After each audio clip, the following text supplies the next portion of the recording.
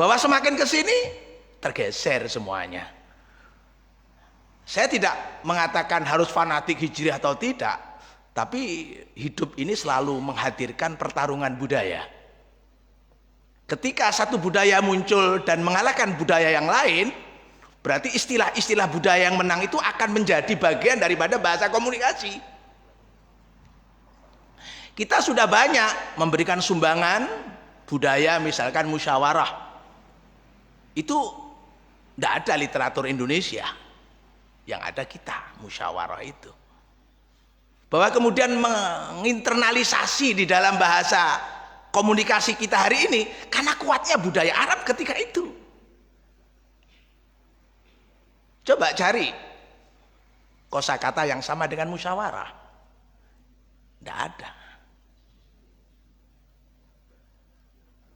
Dan itu masuk ke lembaga-lembaga formal negara, menjadi majelis permusyawaratan rakyat. Maka menjadi penting generasi sekarang, yang saya sekarang sudah sangat bangga, ada ulama-ulama muda yang fenomenal seperti Ustadz Adi Hidayat atau yang lain-lain, melahirkan nantinya karya-karya yang juga harus ditulis bahasa Arab. Kenapa? Ini bahasa Al-Quran, jangan dipisahkan. Karena apa? Ada satu peringatan dari Al-Quran bahwa kelemahan umat Islam itu satu kok, nggak banyak, satu saja. Dan itu sudah dikatakan oleh orang-orang kafir. Wa qala alladziina kafaru la tasma'u li hadzal Qur'an walghaw fihi la'allakum taghlibun. Itu Al-Quran yang bilang, wahai, kata orang kafir, la tasma'u li hadzal Qur'an, abaikan saja informasi Quran itu. Itu maknanya la tasma'u, abaikan saja. Apa yang berbau Al-Quran abaikan, sudah.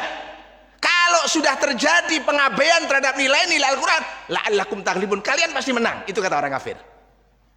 Jadi titik lemahnya umat Islam itu apa? Dipisahkan dari nilai-nilai Al-Quran. Selesai sudah. Nah, bagaimana cara memisahkannya? Sederhana, entry point-nya pisahkan dengan literatur Arab. Selesai sudah. Makanya kalau ada hal-hal yang bersifat kontraproduktif, kalau sekarang apa ya, isu-isu tentang habaib, bukan habaib, itu nggak perlu kita ikut-ikutan, itu nggak produktif, itu nggak produktif sekali. Saya ini malah punya habaib asli, karena ponakan saya itu yang laki namanya Habib, yang perempuan namanya Habibah. Itu asli, itu pasangan habaib itu, Bah. Ada ringin putih sana itu. Itu nggak perlu kita masuk ke perdebatan-perdebatan itu. Perdebatan kita ini adalah bagaimana menaikkan martabat, harkat, dan daya tawar umat Islam. Bagaimana mereka memiliki kewibawaan. Dari mana asalnya? Nah, ini tadi, satukan umat ini dengan nilai-nilai Al-Quran. Nah, bagaimana menyatukan? Saya alhamdulillah sudah menyusun beberapa kitab berbahasa Arab yang sampai sekarang sudah dipakai di pondok pesantren saya. Ada namanya metode baca tulis Al-Quran bitukoh. Lalu kemudian ada metode baca kitab kuning cepat namanya Miftahut Tulab. Lalu saya pakai lagi nazom-nazom seperti Qawaid Ad-Diniyah, kemudian juga Al-Aqaid As-Sahihah, dan beberapa kitab yang lain. Dan hari ini alhamdulillah Allah karuniakan dan mudah-mudahan bermanfaat untuk umat. Dan ini adalah legasi, suatu warisan yang harus kita berikan kepada anak-anak kita. Kita mulai saja. Ini adalah kitab, alhamdulillah ada 484 halaman. Nah, di sini saya memulainya. Dan alhamdulillah sudah ada media, nanti saya minta rekamannya. Biasanya saya rekam sendiri. Nanti saya sadur. Bismillahirrahmanirrahim, muqaddimah, pengantar. Hamdan liman iftataha suratal kahfi. Segala puji bagi zat yang membuka surat Al-Kahfi bilhamdi, dengan kalimat hamdalah, dengan kalimat pujian, biqaulihi, dengan firman-Nya, alhamdulillahilladzi anzala ala abdihil kitaba wa lam yaj'al lahu iwaja. Jadi suratul Kahfi ini adalah salah satu surat yang Allah membukanya dengan ucapan alhamdu. Pujian. Liqadimin min qadimin liqadimin. Dari yang maha qadim kepada dirinya sendiri. Jadi Allah memuji dirinya sendiri. Nah, kemudian di situ Allah menegaskan alhamdulillahilladzi anzala ala abdihil kitab. Puji bagi Allah yang telah menurunkan kepada hambanya satu kitab. Walam yaj'allahu iwaja. Yang di dalam kitab itu tidak ada satupun yang kontroversial, yang bengkok. Lurus-lurus saja. Yang kontroversi itu kadang-kadang kita sendiri malahan. Iwaja itu kalau ini jalan ke sana itu nggak ada belokannya. Lurus memang. Lempeng. Dil azamah wal kibriya, Allah yang memiliki keagungan dan kebesaran, wal baqa dan keabadian. Ta'ala anil angdat wasyuraka, Allah maha tinggi atas segala sekutu dan perkongsiannya. Inilah kita ini kalau sudah bicara tentang tauhid, kunci surga itu sebenarnya sudah kita pegang. Innallaha yaghfirudz dzunuba jami'a. Ini ayat yang disampaikan kepada kita sebagai motivasi optimisme. Kabeh dosa disepura Gusti Allah. Selesai sudah. Kita nggak usah gelisah, kita nggak usah khawatir. Jadi kita nggak usah membayangkan besok aku bagaimana. Kalau kita ini sepanjang tidak syirik, selesai sudah. Terus bagaimana ini? Itu urusan Allah. Kadang-kadang kita ini menjadi muslim, masih ragu. Aku ki sok swarga apa ora? Sok di sepuro? Ndak usah ya, ndak usah khawatir. Yaghfirudz dzunuba jami'a. Syaratnya cuma satu, la taqnatu min rahmatillah. Ojo putus asa. Malah kalau kita ini kemudian ragu, malah gak disepura gue malahan. Yakin saja. Yakin saja. Bagaimana dengan dosa-dosa? Itu bukan urusan kamu, yang utas Allah. Allah sudah menjanjikan yaghfirudz dzunuba jami'ah. Jami'ah. Ini kan Masya Allah. Bagaimana cara Allah nanti mengampuni dosa-dosa kita? Itu urusan Allah. Kita nggak usah masuk domain itu. Kita cukup percaya. Inilah yang kita sebut dengan siapa itu? Ta'ala anil angdad wasyuraka. Allah itu maha tinggi, terlepas dari beberapa angdad sekalipun, wasyuraka dan perkongsian. Tidak ada Allah itu kolaborasi, itu tidak ada. Tidak butuh itu. Nah, kalau kita yakin Allah itu Ta'ala anil anda syuraka, nah inilah kita sudah yaghfirudz dzunuba jami'ah. Walillahi kullul hamd. Segala puji itu adalah milik Allah. Kama yaqul musalli, seperti ucapan seorang yang sholat, Allahumma Rabbana lakal hamdu mil'us samawati wa mil'ul ardi wa mil'u ma syi'ta min syai'in ba'du. Ini ucapan tahmid yang terlalu kita ucapkan pada saat sholat. Segala puji itu milik Allah. Sepenuh bumi, sepenuh langit dan seluruhnya memanjatkan puji kepada Allah Subhanahu wa ta'ala. Kita tidak berhak atas itu, tidak berhak. Apa sih yang dibanggakan dari manusia? Lahir perocot. Seandainya tanpa rahmat Allah, nggak ada satu manusia dengan manusia lain saling mencintai. Kenapa? Lahir perocot, kita itu menjijikkan, Pak. Seandainya tanpa rahmat Allah. Kenapa? Karena kita ini kebetulan punya lubang 9, Pak. Yang lubang itu kalau klepnya dibuka oleh Allah, rodok lower tidik, gak seneng awake dhewe apa? Sing metu kok kuping, lower tidik. Apa seneng kita? Sing metu teko irung, klep titik, umbel Pak jenenge. Meripat kita ini ada klepnya. Kalau klepnya bocor titik, tekanan bola mata agak naik sedikit, blobokan kita, Pak. Makanya wal hafizina furujahum wal hafizat. Itu urutan dari ayat innal muslimin yang ke-9, yang ke-10 wadzakirinallaha katsiran wadzakirat. Kebetulan urusannya yang ke-9, kebetulan lubang 9 atas rahmat dan kasih sayang Allah ditutup, ada klepnya, nggak bocor. Coba kalau bocor kita ke masjid nggak bisa, Pak, namanya beser. Maka apa pujian yang diberikan kepada kita itu apa? Hari ini kita disebut ganteng, hari ini kita disebut cantik karena klepnya nggak bocor. Coba kalau klepnya bocor. Maka Allah wal hafizina furujahum, orang-orang yang mulia tinggi keimanannya adalah yang mampu menjaga lubang-lubangnya itu dari sesuatu yang memungkinkan dia itu menjadi tidak terpuji, bahwa kemudian kita itu menjadi terpuji dalam arti tanda petik karena rahmat Allah turun lewat otak kita memberikan sinyal namanya hormon malu, maka kemaluan itu ditutup. Wal hafizina furujahum. Dadi presiden meler gak dadi, Pak, berhenti dengan sendirinya. Jadi kalau kita ingin mendoakan presiden turun, mudah-mudahan meler gitu, selesai sudah. Nggak usah pakai macam-macam, demo nggak usah, meler kelepe bocor, selesai. Masa enak presiden meler, kan nggak ada itu, Pak.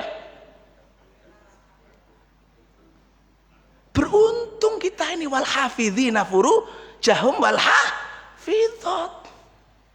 Masa kemana-mana bawa kateter? Itu karena meler toh, Pak. Masya Allah. Jadi pujian itu hanya milik Allah. Rabbana lakal hamdu mil'us samawati wa mil'ul ardi wa mil'u ma syi'ta min syai'in ba'du. Semuanya milik Allah, kita nggak berhak.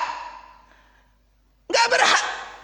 Saya duduk di sini karena klepnya nggak bocor, Pak. Saya tadi klep bocor nggak datang, nggak datang. Bersyukur saya atas rahmat Allah. Alhamdulillahirabbil alamin. Jenengan juga harus bersyukur datang ke sini karena klep nggak bocor loh ya. Kalau bocor siapa yang muji? Siapa? Mereka disebut artis trendy, panutan, idola karena nggak bocor. Klepnya dijaga oleh Allah.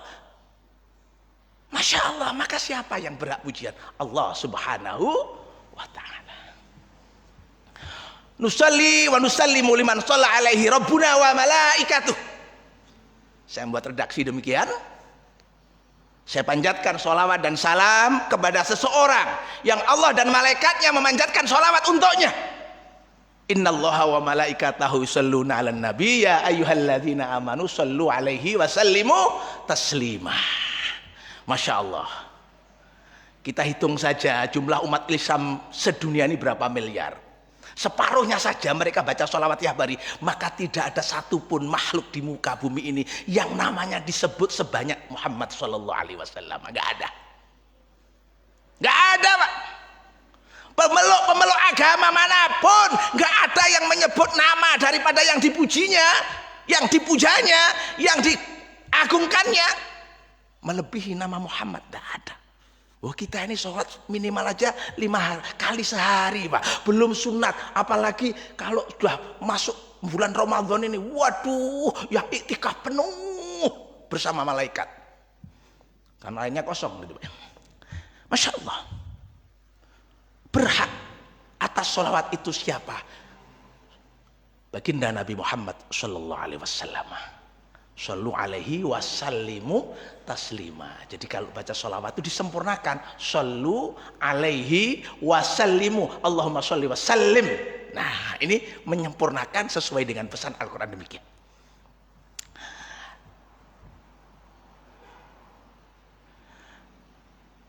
Siapa Muhammad itu? Khatamil anbiya wa imamil atqiya wala ali washabi ajmain. Beliau adalah penutup para nabi. Ini harus kita yakini, penutup para nabi. Nabi itu disebut nabi karena membawa berita dari langit Allah Subhanahu wa ta'ala. Dan hari ini kita tahu bagaimana potensi berita membuat sebuah opini. Perang sekarang bukan dengan senjata. Perang sekarang itu dimulai dari pembuatan narasi berita. Bagaimana seorang Saddam Hussein, penguasa di Irak, begitu mudahnya dijatuhkan karena diawali dengan narasi berita bahwa si Saddam Hussein punya yang namanya senjata pemusnah massal. Berita itu disampaikan ke seluruh penjara bumi. Publik dibentuk opininya, publik dibentuk pendapatnya, lalu mengiyakan, mengamini pendapat yang dibuat oleh mainstream. Lalu mereka mengiyakan, oh iya ya, Saddam Hussein itu jahat, dia lagi memproduksi senjata pemusnah massal, maka untuk menyelamatkan umat manusia kita harus bersama-sama menjadikan Saddam Hussein sebagai musuh bersama. Wih, aneksasi, kolonialisme gaya baru, penjajahan model sekarang diiyakan, diamini, gak ada yang menghambat Amerika. Kenapa? Karena sudah sepakat sesuai dengan narasi berita. Maka penting, amma yatasaalun anin nabail adzim. Maka berita hari ini, masya Allah, apalagi lalu lintas medsos, kita lihat bagaimana orang melemparkan berita di dunia maya itu sedemikian rupa dahsyatnya, perangnya begitu gegap gempita. Ya kita isi masjid-masjid, nggak usah khawatir, isi saja sudah. Apapun pengajiannya, sholat kita, kegiatan apa, isikan apa, di sana sedang terjadi perang berita, pembentukan publik opini. Kita tahu itu, makanya pentingnya berita sampai Allah untuk meluruskan sebuah berita, mentasah sebenarnya, mengutus seseorang yang itu diberi gelar nabi. Loh, ini penting loh. Kita nggak perlu perang pakai senjata, dibuat narasi jahat, selesai sudah. Jahat kita ini Pak. Saya ini duduk begini nih Pak, duduk. Dulu pernah ada namanya Pak Samudro. Dulu tokoh oposisi, dalam zaman dulu oposisi itu kan P3 Pak. Nah, untuk membungkam suara keras dari Pak Samudro, tiba-tiba ada terjadi perampokan. Yang perampok itu tertangkap membawa senjata api. Loh ini dah. Ketika ditanya siapa yang punya senjata api, Samudra. Rumahnya Muncar. Langsung Pak Samudra diambil tanpa ada proses sidang, menjelang pemilu, setelah pemilu dikeluarkan. Loh, ini namanya apa? Orang nggak ada yang kemudian, oh Pak Samudra itu baik, nggak ada, karena sudah ada berita dia meminjami senjata api kepada perampok untuk merampok, padahal nggak ada hubungannya sama sekali. Memang itulah sebuah narasi berita. Hati-hati loh, hati-hati. Dan itu kemudian banyak sekali cerita-cerita dan kisah-kisah seperti itu. Ada satu kisah dulu tahun 75-an itu, yang muda-muda mungkin nggak paham. Ada isu komando jihad. Pokoknya sih nggak seneng kan, pemilu demi pemilu itu kan ada isu yang harus dilemparkan. Kalau 71 itu isunya bagaimana? PKI, jika melok Golkar, PKI itu dulu. Maka orang dikiring, oh gak melok aku PKI, lu PKI, selesai sudah. Nah 71 ke 77 itu kan ada proses. Maka isu apa yang dipakai? PKI sudah nggak ada. Wah, kemudian dinaikkan apa? Komando jihad. Dari mana komando jihad? Dari teror Warman. 71, 77, nah ke 82. Loh, ada itu Pak. Makanya setiap pemilu itu mesti ada isu-isu. Saya sampaikan begini, ini pentingnya berita. Bagaimana 82? Tiba-tiba ada. Dulu itu kan kalau di Salman itu ada pengajian yang fenomenal yang diasuh oleh Profesor Dr. Imaduddin Abdur Rahim. Dia kuliah tauhid yang terkenal. Karena fenomenalnya anak-anak muda begitu gandrung, begitu antusias, maka dibuatkanlah tandingan di Masjid Istiqomah. Diasuh oleh Imron. Tidak tahu bagaimana tiba-tiba ada pembajakan pesawat Woyla Garuda ke Bangkok. Begitu tertangkap, pembajaknya tidak tahu di mana sekarang pembajaknya, oleh Sintong Panjaitan waktu itu. Pasukannya yang menyelamatkan. Tapi setelah itu ada muncul Pokok arek nom-nom sing gak melok BKP RMI dibuatkan wadah sendiri, Badan Koordinasi Pemuda Remaja Masjid. Yang ketuanya waktu itu yang pertama Idrus Marham itu. Untuk apa? Menyasar anak-anak muda ben gak patek suara nih kencang. Itu sudah. Makanya sekarang ini kalau menjelang 2024 ada isu-isu, walah lagu lawas. Kita jangan mau menari oleh gendangan orang lain. Kita harus cerdas memahami berita. Makanya disebut khatamil anbiya wa imamil atqiya. Bahwa kalau ingin kita sebut nabi terakhir Muhammad sallallahu alaihi wasallam, kalau kita menyebut siapa Imamul A'zam Nabi Muhammad sallallahu alaihi wasallam, di situ kita akan selamat. Hadartu hadzal kitab, saya menghadirkan kitab ini, yakni fi tafsiri suratil kahfi wa nusammi al-kahfi fi tafsiri suratil kahfi. Saya beri nama kitab ini adalah kitab al-kahfi fi tafsiri suratil kahfi. Ibtigha'an mardhati Rabbi wa hidayatahu. Semata-mata ingin memperoleh ridho dari Allah Subhanahu wa taala sekaligus bimbingannya, hidayahnya. Iktidaan bil madiyin minas salafis solehin, mengikuti jejak para salafus solehin. Salafus solehin, para ulama-ulama kita dulu ya seperti ini. Kenapa? Untuk mempertahankan yang disebut struggle of life, perjuangan. Itu penting. Kalau kita surut ke belakang, waduh, habis budaya kita ini. Habis. Dulu itu kalau ada tulisan publik itu, mesti Masjid Kiai Haji Ahmad Dahlan, itu gak Latin tok Pak, ono Arabe lan pegone ono iku. Saiki Muhammadiyah melok-melok. Mestinya Muhammadiyah harus menyertakan tulisan Arabnya. Untuk apa? Ini perang budaya, Bung. Perang budaya ini. Memang gak kelihatan. Namanya perang asimetris. Perang simetris kelihatan, arahnya dari utara ke selatan, dari selatan ke utara, timur ke barat, barat ke timur. Siapa kamu, siapa saya, itu simetris. Tapi kalau simetris itu perang budaya, nggak kelihatan.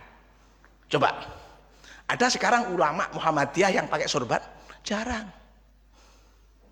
Maaf loh ini Bang. Loh, apakah sorban itu kemudian harus? Ya tidak. Tapi ini kan bagian dari apa yang dulu pernah dicontohkan. Akhirnya ketika ada orang pakai sorban, oh jamaah tabligh, kan begitu ya, bukan Muhammadiyah, kan begitu. Kenapa? Perang budayanya sudah selesai. Ketika itu dipakai oleh orang lain, orang mengatakan, oh ikut jamaah tabligh. Ini persoalan loh, ini namanya asimetris. Maka saya sebut ibtidaan bil madiyin minas salafis sholihin. Ala sabilil ittihad min kutubit tafsir, dengan jalan mengambil beberapa referensi dari kitab tafsir, Jalalain, Ibnu Katsir, Tobari dan seterusnya. Kemudian wal ahadits, dan beberapa hadis, wal istimbat min aqwalil ulama, dan juga referensi daripada qaul para ulama-ulama. Nah, ada pertanyaan menarik. Limadha bi suratil kahfi? Nah, ini. Kenapa kami menafsirkan surat kahfi ini secara spesifik? Kami mulai. Nah, di sini berdasarkan satu hadis riwayat Imam Bukhari dari Abu Hurairah. Kenapa? Karena penting sekali, ini sebuah fenomena bahwa Nabi kita Muhammad SAW sudah menyampaikan satu fenomena akhir zaman, yataqarabuz zaman. Akan ada satu masa di mana waktu bergerak cepat. Loh, kok bisa neh? Nah, itu kan namanya yataqarabuz zaman. Sekarang ini kita kan sudah tidak cukup dengan waktu 24 jam durasi, itu nggak cukup Pak. Mintanya itu 48 jam. Kenapa? Karena pertama teknologi. Dulu orang mungkin tidak merasakan yataqarabuz zaman, gerak cepatnya zaman, nggak merasakan itu.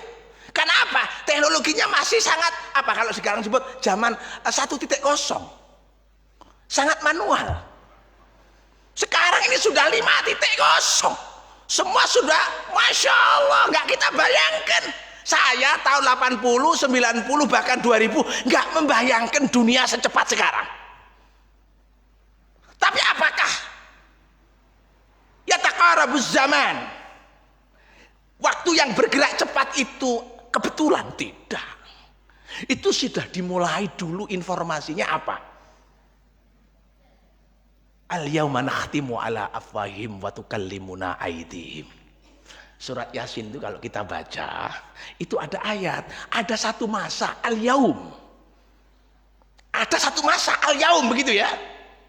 Nakhtimu ala afwahim, di mana mulut enggak usah bicara, enggak usah bicara.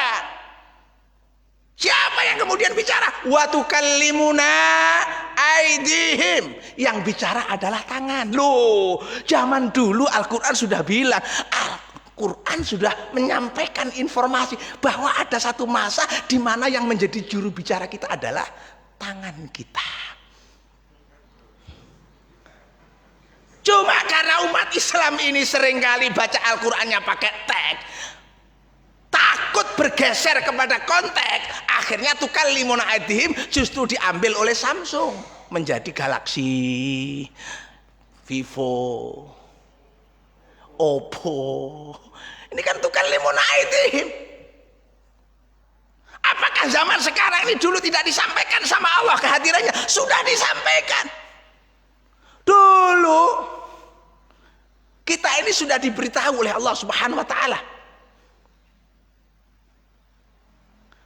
Kana taratkan fafataknahuma. Dulu itu kan satu material padat. Rotkon, material padat. Langit dan bumi itu material padat satu biji. Kanata rotkon fafataknahuma. Nanti kalau sudah masanya, yang pisah itu akan dipertemukan kembali menjadi satu kesatuan yang rotkon, tapi bentuknya beda, namanya katoyis sijil. Akan ada satu masa di mana ruang angkasa ini disatukan dalam satu lembaran kertas, katoyis sijil. Tasjilat itu kan catatan. Zaman kalau mendaftarkan anaknya ke Saudi sudah ditasjil, sudah dicatat, sudah diregistrasi, katoyis sijil, seperti gulungan catatan. Loh sekarang ini antara angkasa dengan nyata nggak terpisah, Pak. Untuk mengacaukan atau yang kita sebut dengan istilah disinformasi, cukup ditembak satelit selesai, orang nggak bisa transaksi perbankan. Hari ini kita kemana-mana kan sudah pakai transaksi langit tuh Pak. Bumi ini sudah nggak payu Pak. Makanya kadang-kadang dulu bertahun berapa itu ya. Ini cerita saja. Mungkin ya 5 tahun yang lalu kira-kira. Saya bikin ATM. Namanya ATM BCA. Waduh. Saya orang Banyuwangi bikinnya di Lampung. Kenapa? Kok BCA? Karena saya dengar nggak perlu pakai KTP. Rumah tinggal, surat kepala desa. Karena kalau ke BRI waktu itu masih harus tempat tinggal. Loh itu nyata itu Pak, nyata. Begitu sampai di kantor BCA, saya nyoba ditanya. Setelah ditanya, nggak ada 10 menit keluar kartunya. Keluar. Nah satu saat hilang. Dulu itu kalau kita punya ATM BRI misalnya, saya ngomong terus terang waktu itu saya juga ngaji di kantor BRI. Wah itu kita harus laporan polisi macam-macam, wis pokoknya ribet lah. Saya digenteng oleh satpam, dipersilahkan mau Pak, mau ganti ATM rusak. Saya nggak ditanya, oh ya di resepsionis, nggak ditanya nggak apa. Langsung 5 menit jadi Pak. Nggak ditanya nama, nggak ditanya asal dari mana. Saya tanya loh Mbak, kok sudah jadi? Iya Bapak dipindah dari retina mata. Wah Masya Allah, data saya dari retina mata itu. Loh ini namanya kemajuan teknologi. Makanya besok satu saat sudah nggak perlu kita bawa kartu. Itu teknologi jadul. ATM sak tumpuk, KTP sak tumpuk, paspor sak tumpuk, cukup dengan satu chip dimasukkan ke dalam tubuh kita, itu sudah mendokumentasikan dan menginformasikan siapa kita. Nggak perlu pakai ATM. Kenapa? Kita cukup plug ini sudah transaksi di layar monitor. Kapan? Hari ini sudah. Kita tinggal tunggu waktu saja. Karena masih ada budaya di kita itu, kalau bisa dipersulit, kenapa dipermudah? Itu budaya kita. Karena kalau semuanya dimudahkan, saya dapat apa? Itu persoalannya. Itu budaya kita. Makanya sekarang tuh banyak satu pekerjaan di negeri kita ini yang jelas gaji pokoknya rendah, tapi digawe rebutan. Kenapa? Ceperannya akeh. Itu yang kemudian mempersulit tadi. Saya ngomong ini di depan. Ini Pak Jokowi biar dengar juga. Karena revolusi birokrasi kan harusnya enak-enakan saja, tuh ya. Enak saja. Enak saja. Seperti kalau kita naik kereta api, dari dulu itu belum berubah budayanya. Kereta apinya sudah teknologinya, masya Allah, internet macam-macam. Kita duduk di kereta api kursi eksekutif, kan enak Pak, enak itu. Tapi gayanya masih sama. Ono kondektor, ono polisi khusus. Lah, iki sopo sing arep dikejak itu lah ya. Kan sudah pakai barcode semua tuh Pak. Kok ono polisi khusus di belakangnya kondektor. Saya kadang-kadang naik kereta api nggak nyamannya karena ada polisi khusus. Saya yang orang eksekutif ini kemudian dicurigai, iki jelas gak bayar kita. Potongannya gak bayar gitu. Ndelok ketok jenggote terus nggak serban gak bayar gitu loh. Jadi rasanya nggak nyaman. Mestinya nggak perlulah ada polisi khusus. Malah kalau perlu ada pramugari yang cantik-cantik gitu loh. Ini cerita saja. Teknologinya sudah ke depan, kekinian, tapi cara melayaninya masih kedahuluan gitu loh, ke zaman bienan gitu loh. Coba zaman naik kereta api, zaman dulu, zaman sekarang, kita eksekutif ya, eksekutif loh, eksekutif. Ono kondektur, nggak topi gini, di belakangnya ono polsus, terus nggawa kecekan. Jadi sopo sing dicurigai, kan nggak nyaman kita ini Pak. Itu cara kita. Cara kita dulu itu. Selesai. Nah, ini contoh saja. Nah, kemudian ya taqarabuz zaman, kembali ke laptop. Apa ya taqarabuz zaman, fenomena apa? Zaman cepat. Kenapa? Teknologinya serba cepat. Pakai barcode. Cepat sekali. Bahkan hari ini sudah ada budaya yang sulit dipisahkan dari anak-anak kita apa? Instan. Nggak mau proses. Orang maunya instan. Dan itu sudah dilayani oleh teknologi. Besok itu fakultas kedokteran yang katanya ratusan juta kalau masuk, itu kalah dengan teknologi komputer. Sekarang itu ada itu layar monitor, kalau gitu penyakit kita ketemu semua. Sama nonton duit-duit sidik itu wes. Gak usah cek dokter, plek, oh iki ginjalnya rusak, oh iki paru-parunya rusak. Oh no, alhate sudah kalah sampean. Kalah kenapa? Maunya kan instan kita itu. Instan. Instan sekali. Ya taqarabuz zaman. Zaman ini bergerak cepat. Karena apa? Teknologinya cepat, orientasi kita instan. Jarang yang kemudian sabar dengan proses. Makanya saya pernah ada ponakan pulang dari Australia itu, Masya Allah, ternyata pelajaran antri itu menjadi mata pelajaran pokok. Kita tuh kan seringkali antri, tiba-tiba ada orang waktu antri tiket itu loh Pak, nyelonong ke depan karena Bapak seragam Pak. Iki wong iki wong koyo ngene. Gak ada. Saya kemarin naik batik itu, merono nyelonong, sapa iki? Bupati. Walah ngene iki lho.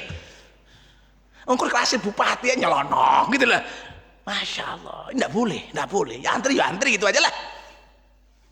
Itu yang ganggu ritme. Orang nggak mau antri, akhirnya maunya instan. Lah instan itu dekat dengan ruswah, apa nyogok, kan begitu dah Pak. Untuk mendapatkan pelayanan yang instan tadi, nggak mau proses. Mulane nang donya iki wong telu sing ora oleh di lawan. Siji wong sugih, aja mbok lawan dituku sampean, Pak. Nomor loro penguasa, iki coba, wah sampean nglawan penguasa, pindah nang sarungan sampean nang kene. Nomor telu wong edan, weh, lawan padha edane sampean, Pak. Jadi ya taqarabuz zaman. Nah kemudian wayang kusul amal. Zaman bergerak cepat nggak seimbang dengan prestasi. Wayang kusul amal, prestasinya minim. Mestinya kalau gerak cepat kita juga ikut cepat ya, kayak kereta api tadi. Sudah cepat teknologinya tapi gayanya masih kolonial. Ono pol susela itu lah Pak. Ini wayang kusul amal, gak percaya karo barcode. Ini contoh. Kenapa saya ngomong gini? Karena komisarnya Pak Yai kan komik kereta api itu. Podok Kiai ini kan nggak boleh mengganggu gitu ya. Ini cerita. Wayang usul amal, prestasi kita itu minim. Apa ini prestasi kita?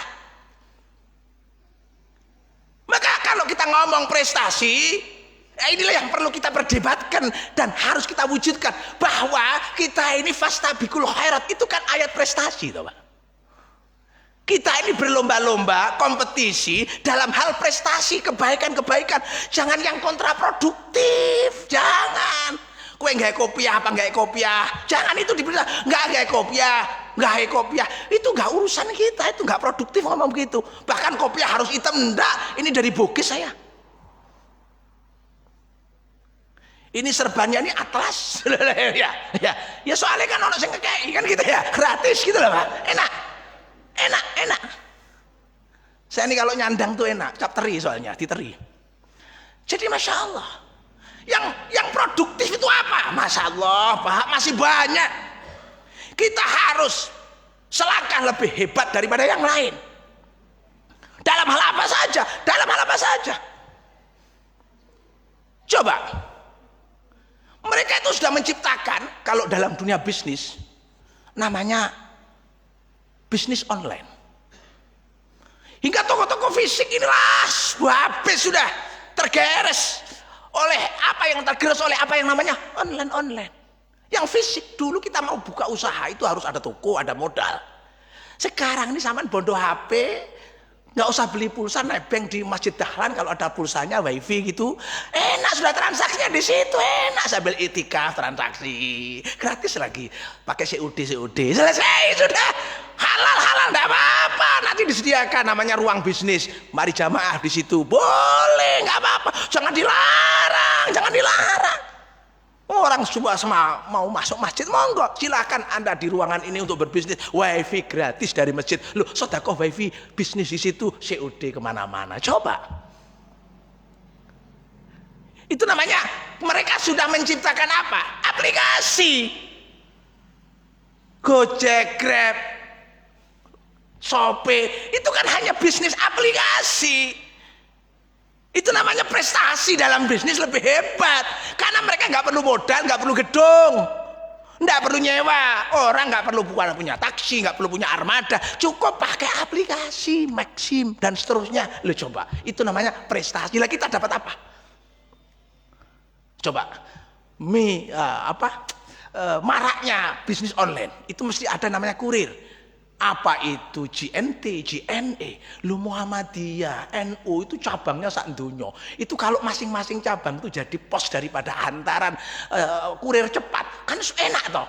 Alamat Haji Ahmad Dahlan, selesai kan? Sudah selesai. Lo sekarang sudah diambil semua sama Indomaret, Alfamaret, Kabentek. Karena kita nggak cerdas dalam bisnis. Wayang kusul amal. Sekarang ini memang banyak orang diam di rumah, tapi banyak suami yang tiba-tiba stroke. Kenapa? Istrinya sedan terus. Ini persoalan awalnya. Wayang kusul amal, kita ciptakan aplikasi. Lu kalau kita punya cabang se-Indonesia sampai ke pelosok-pelosok, masing-masing cabang menjadi agent daripada kurir. Apa ndak hebat itu, Pak? Bisnis kurir itu tinggi loh, Pak, keuntungannya. Saya pernah dulu berteman dengan namanya Pak Prapto, dia yang punya titipan kilat yang melahirkan JNE itu. Saking sugih, pernah untuk membahagiakan anak yatim, nyewa pesawat, ditumpaki pesawat keliling Jakarta, Pak. Pak Prapto di umroh di zaman itu. Itu hanya bisnis titipan kilat sing urung enek kaya saiki. Zaman kae tahun 80 piro kae. Lho saiki sudah cukup pakai aplikasi. Kita di sini masih ribet. Bagaimana nih traweh kita? Bagaimana ini? Dan seterusnya. Bisnis diambil orang lain. Akhirnya apa? Wayang kusul amal. Zaman bergerak cepat, prestasi minim. Kemudian wayul kasyuk. Egoisme merajalela. Kita ini ketemu apa? Dasar kepentingan kok, Pak. Dasar kepentingan. Lek kalau kepentingannya gak ketemu, coba sama delok. Orang ini apalagi sudah menjelang pemilihan ini, pil ini sebentar lagi. Wene moro teko assalamualaikum, waalaikumsalam, memperkenalkan diri kan apa? Kepentingan. Begitu selesai terpilih gak gelem teko di SMS gak bales, Pak, di WA gak bales.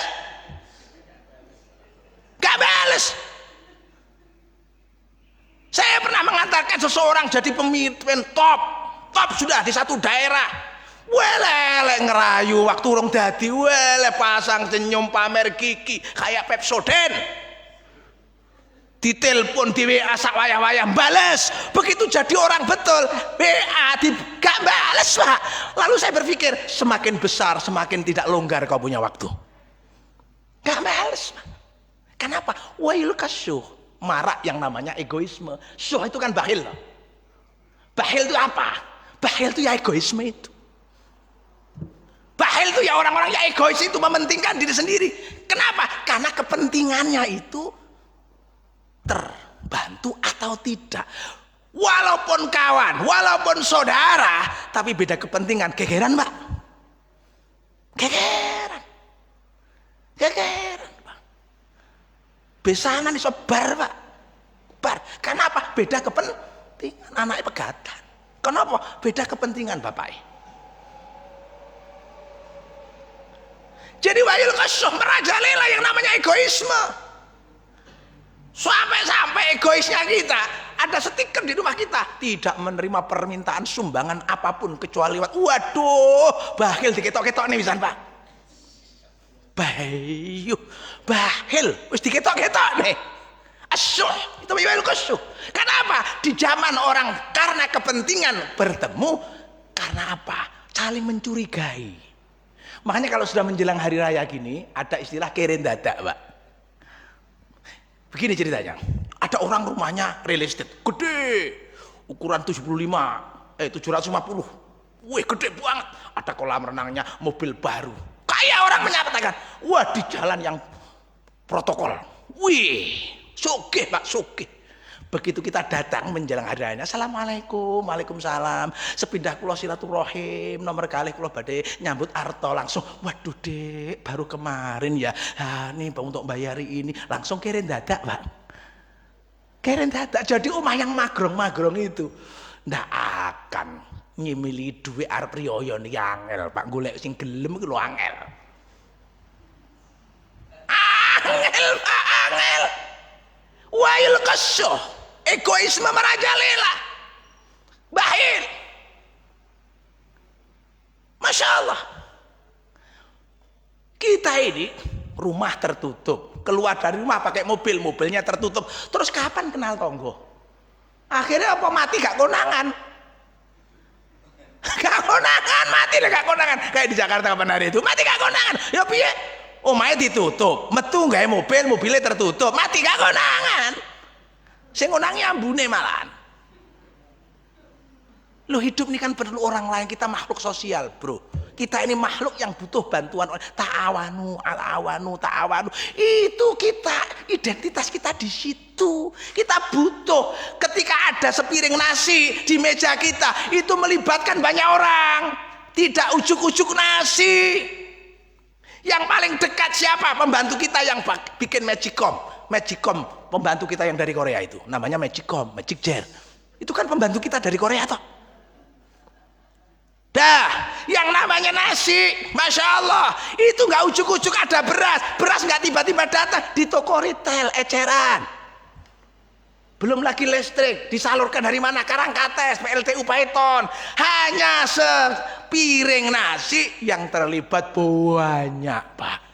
Mulai PLTU Python, membantu dari Korea. Kemudian pedagang kelontong yang jualan beras. Beras tidak tiba-tiba ada selepannya, ada tukang gilingnya, Masya Allah.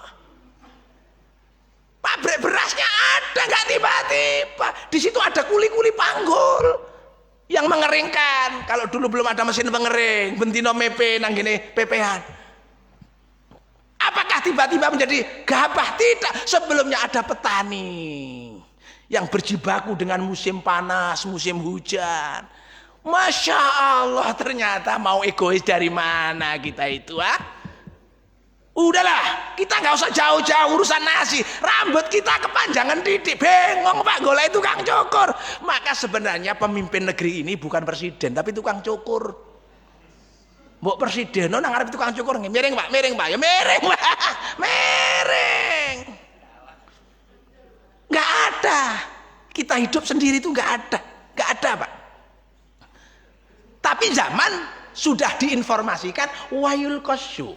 Zaman akhir gue gerak waktu begitu cepat, prestasi minim, menjamur egoisme. Masya Allah. Kemudian watatharul fitan. Waduh, fitnah merajalela. Wiu, berita hoax sama delok, klik YouTube, klik Twitter, klik waduh isine. Oh, saya itu pernah innalillahi wa inna ilaihi raji'un. Kiai Muntaha telah wafat. Alhamdulillah, panjang umur. Jadi zaman kalau klik waduh fitnah merajalela. Kayak bibir ikan memang tidak bertulang. Begitu mudahnya membolak-balik iftiraan, bikin berita yang heboh, yang penting viral, kan begitu. Ini zaman watatharul fitan, fitnah sudah merajalela. Kemudian wayak turul harj, banyak sekali pembunuhan. Coba, nyawa itu murah Pak, murah. Ada orang rebutan duit hanya dari komisi 1.000 iso gelut gegeran paten pinaten.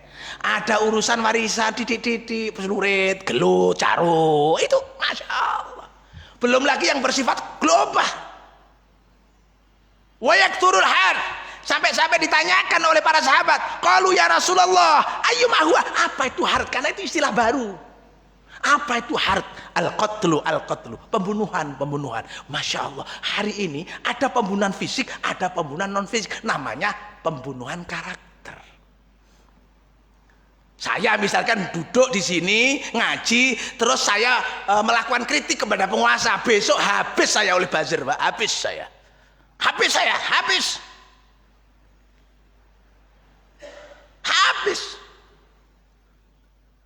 Kenapa? Kalau dulu orang itu dor.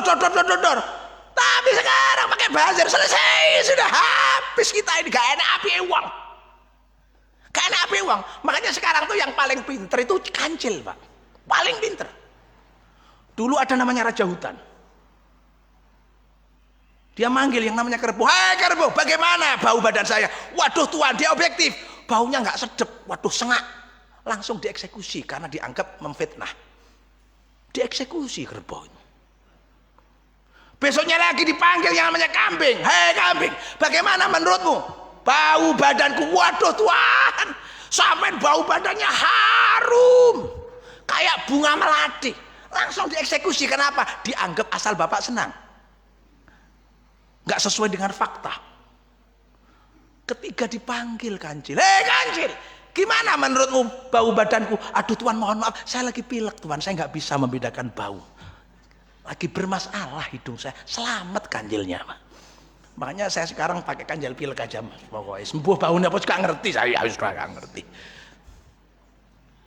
Kalau kritik sedikit, waduh, kayak kemarin itu ada TikTok mengkritik infrastruktur itu. Wah, dor, Masya Allah. Jadi pembunuhan ada dua. Nah, lalu kemudian wahiran, ini watasma'u fi suratil kahfi. Nah, kenapa saya memilih suratul kahfi? Karena di dalam suratul kahfi itu qasasun, ya, yang berhubungan dengan fitnah. Ada 4 kisah yang berhubungan dengan 4 macam ujian hidup, fitnah ujian. Di situ disebutkan wahya fitnatuddin, yang pertama adalah fitnah agama, ujian agama. Allati tatamassal fi qissati ashabil kahfi, yang diprofilkan oleh Allah di dalam kisahnya ashabul kahfi. Jadi hidup ini kan akan melewati 4 ujian Pak. Di mana pemuda kahfi yang punya idealisme, punya keimanan yang kuat digambarkan sedemikian rupa, di mana untuk mempertahankan agama, memukul jelas tidak mungkin karena kekuatannya nggak imbang, merangkul juga khawatir katut, maka uzlah, namanya ujian iman. Kemudian wa fitnatul mal, di dalam surat Al-Kahfi ini ada ujian harta, di mana tatamassal fi qissati sahibil jannatain. Di Digambarkan di dalam surat Kahfi itu ada dua orang. Yang satunya kafir, yang satunya mukmin. Masing-masing memiliki usaha kebun. Kebetulan yang kafir ini kebunnya bagus, hasilnya melimpah. Yang mukmin kebetulan kebunnya kurang bagus. Ini kan fenomena. Lo kayak lo gak salat sugih kan begitu ya. Lo aku lo salat dengklak dengklu pangkah kere kadang-kadang gitu ya. Ini kan kisah tuh sahibil jannatain. Fenomena ini fenomena menarik. Kayak lo gak tahu sembahyang. Dal tuku sawah. Lawake dhewe iki lho malah sawah kedol kabeh. Lah bagaimana menyikapi itu? Di Al-Kahfi itu ada. Nah, kemudian yang ketiga, wa fitnatul ilmi allati tatamassal fi qissati Musa wa Khidir. Ujian ilmu yang dilambangkan, diprofilkan dalam kisah pertemuan Musa dan Khidir alaihi wassalam. Bagaimana orang sudah top seperti Nabi Musa sik gelem ngaji lho. Kadang-kadang kita ini sik tamatan pondok endi ngono kon ngaji angel. Soalnya apa? Kuatir kalah ilmu kan begitu kadang-kadang. Maka saya sangat bersyukur sekali pagi ini datang beliau Bapak Munawar ini sudah pakarnya segala pakar ini ya. Kayak Nabi Musa sik gelem golek ilmu itu, Masya Allah, luar biasa ini. Saudara tua saya ini, Masya Allah. Nah, kemudian yang keempat adalah wa fitnatus sultah allati tatamassal fi qissati Dzulqarnain. Yaitu kisah tentang kekuasaan, ujian kekuasaan. Ada ujian iman, ada ujian harta, ada ujian ilmu, ada ujian kekuasaan. Maka kenapa hadir kisah Dzulqarnain begini? Setiap penguasa itu akan memasuki dunia namanya dunia jut makjut. Politik itu ya kayak jut majut itu serakah, apa-apa dipangan, segoro, diombe, sat langsung. Lo bayangkan, itu kan gaya kekuasaan yang rakus. Maka kalau ingin menghadirkan penguasa yang hebat, harus meniru gayanya Dzulqarnain. Apa? Menguasai teknologi. Apa itu? Teknologi metalurgi. Kan jut majut digambarkan masuk ke dalam gua, dalam sebuah lubang yang ditutup dengan tembaga. Dicor, kita bisa bayangkan pabrik bajanya di mana ya? Krakatau belum ada waktu itu, still tuh. Bagaimana mengolah baja sebanyak itu? Artinya apa? Ini informasi dalam penguasaan kekuasaan. Kalau ingin masuk dunia politik, kita harus siap menghadapi karakter jut makjut. Apa? Serakah. Kalau kita siap, monggo. Kalau nggak siap, kita berarti bagian daripada juk makjut itu sendiri. Kentir jari wong using, Pak. Kentir. Itu namanya fitnatus sultah. Inilah gambaran daripada muqaddimah Al-Kahfi fi suratil Kahfi. Dan insya Allah di hari-hari berikutnya saya ngajinya inilah. Biar nggak kemana-mana. Isunya ya surat Al-Kahfi. Dan saya yakin fenomena Al-Kahfi ini adalah fenomena yang tidak jauh-jauh dari kehidupan kita sehari-hari.